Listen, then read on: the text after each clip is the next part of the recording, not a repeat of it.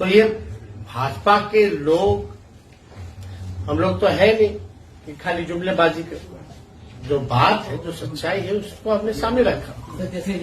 और सभी लोगों को, सारे अभ्यर्थी से तो आप लोग जान ही रहे, मुलाकात कर ही रहे, ऐसा कोई नहीं है। चाहे गर्दनी बाग में बैठे हुए जितने लोग हैं वो भी उठ करके आके मिल रहे हैं। तो सारी बात को तो सुना ही जा रहा है, ऐसा नहीं है कि सुना नहीं जा रहा और सुनवाई नहीं हो रही और कार्रवाई नहीं हो रही।